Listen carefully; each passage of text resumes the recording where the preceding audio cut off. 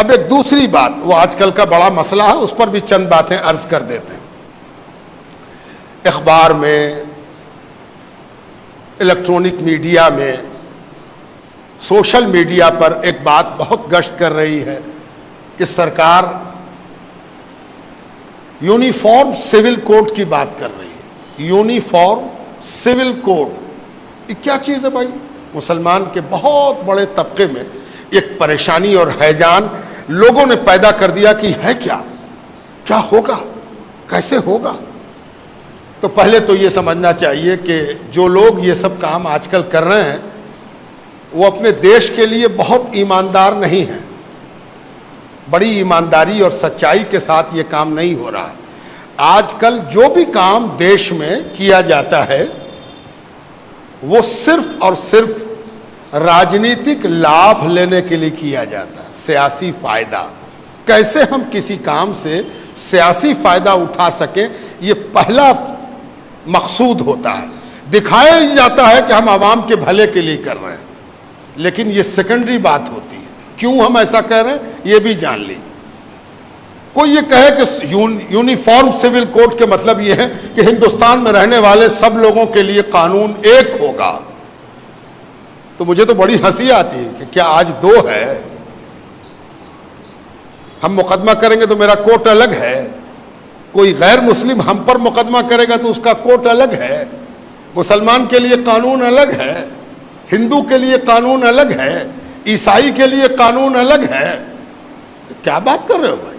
تھانہ ایک، پولیس ایک، منصف ایک، مجسٹریٹ ایک، سول کورٹ ایک، ہائی کورٹ ایک، سپریم کورٹ ایک، قانون تو سب ایک ہے، راشن کارڈ سب کا ایک ہے۔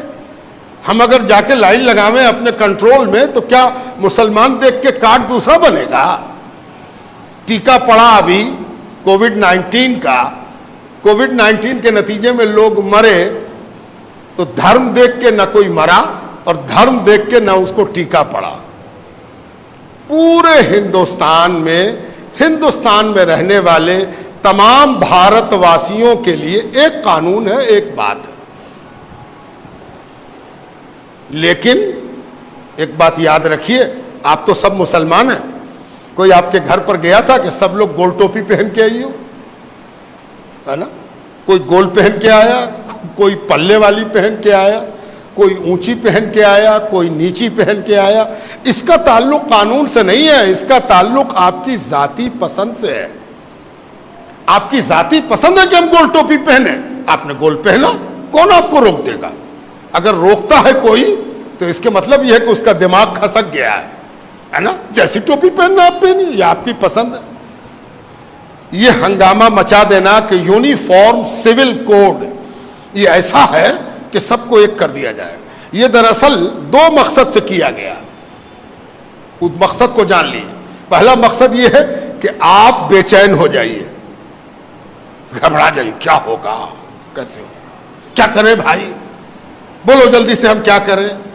تو کچھ لوگ لگ جائیں گے کہ ایسے موبائل پر میسج کرو، ایسے فلانا کرو، یہاں پر جمع ہو جاؤ، یہاں پر لیٹ جاؤ، یہاں پر کھڑے ہو جاؤ، یہاں پر یہ بولو۔ یہ سب پریشان کرنے کی ایک صورت ہے۔ دوسرا مقصد کیا ہے؟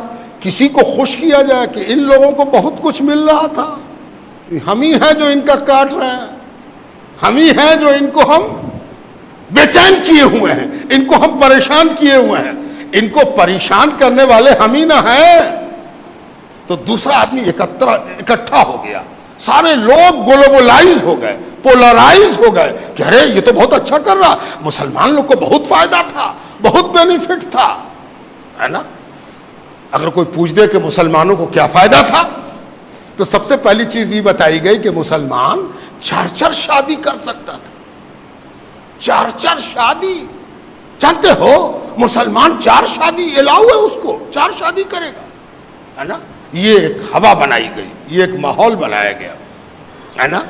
اور اس ماحول میں کبھی بھی سچائی سے واسطہ نہیں پڑا کہ یہاں پر ہزاروں مسلمان جمع ہیں، ذرا پوچھ تو دیجئے کہ کتنے آدمی نے 4 شادی کیا ہے، کتنے نے 2 شادی کیا ہے۔ یہ جو پروپیگنڈا ہے، یہ جو کہا جائے کہ نیگیٹو ایٹیچیوڈ ہے مسلمانوں کے بارے میں، یہ فضول باتیں، یہ محمل باتیں، ان سب چیزوں کو اس طرح سے بڑھایا جا رہا، اور دونوں بڑھا رہے ہیں۔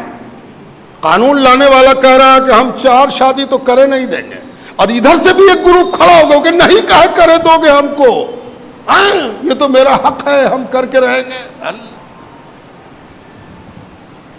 آپ بڑے بیدار مغز، سمجھدار، جانکار لوگ ہیں، ہم آپ کو بڑی سنجیدگی کے ساتھ یہ باتیں سمجھا رہے ہیں۔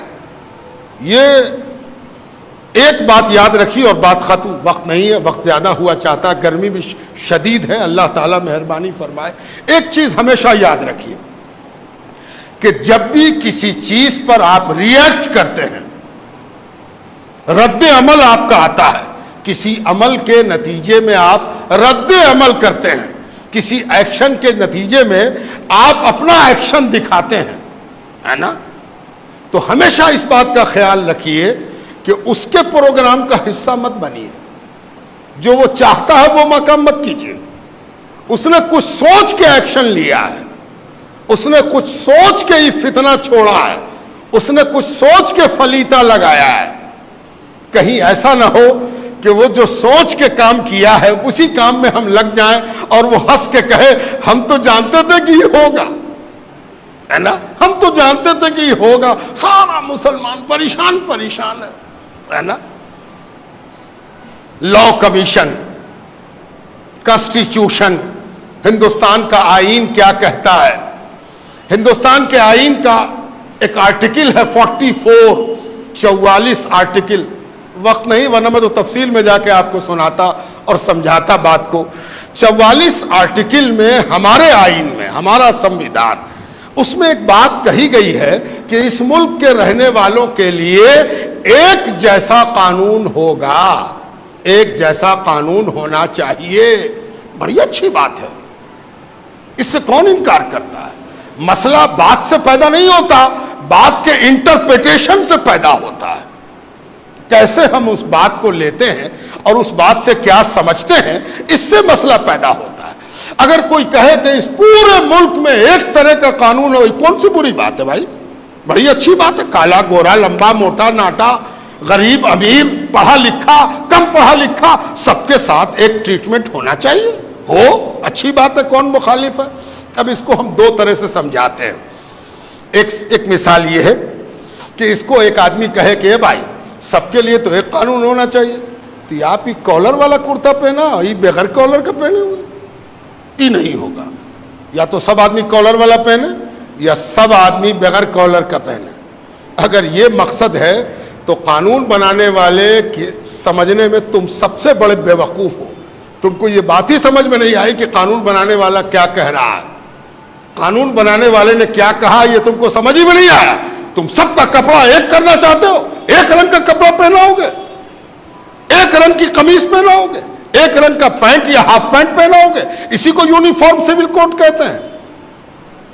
اصل مقصود اس کا یہ ہے کہ اس ملک میں ہر آدمی آزاد ہوگا کہ وہ جو کپڑا پہنے اس میں کالر ہو کہ نہ ہو، بلو ہو کہ اجلا ہو کہ ہرا ہو کہ نیلا ہو کہ پیلا ہو۔ یہ یونیفارم سول کوڈ ہے۔ یونیفارم سول کوڈ کے مطلب یہ ہے کہ ہر ہندوستانی کو یہ حق حاصل ہے کہ وہ اپنی طبیعت کے مطابق کپڑا پہنے، اپنی طبیعت کے مطابق لباس اختیار کرے۔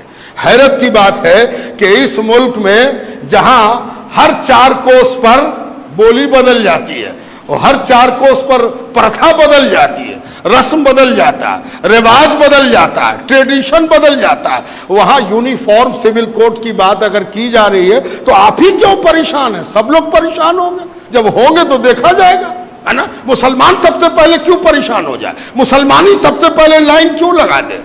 یہ بڑی غلطی ہے، بڑا قصور ہے جو آج ہماری سو کالڈ رہبری، سو کالڈ رہنمائی، so called leaders, Muslim leaders جو اپنے آپ کو مسلم لیڈر کہتے ہیں، وہ مسلمانوں کو جھونک رہے ہیں کہ سب سے پہلے تم کھڑے ہو جاؤ، جبکہ سب سے پہلے تو وہ کھڑا ہوگا جس کا ٹریڈیشن ہر تھوڑی دیر پر بدلتا رہتا ہے۔ یہاں کون ہے جو ایک طرح کا ہو؟ بہار میں چھٹ ہوتا ہے، بہار سے باہر چھٹ کرنے والا چھٹ نہیں کرتا، جو بہاری نہیں ہے وہ چھٹ جانتا بھی نہیں. پتہ نہیں کتنے قسم کا کیلنڈر ہے ان کے یہاں بھی پوجا کے الگ الگ انداز ہیں, ساؤتھ اور نارتھ. آپ دکشن میں چلے جائیے, دکشن کا کھانا پینا, پہننا اوڑھنا, بولنا چالنا, ہنسنا رونا سب الگ ہے.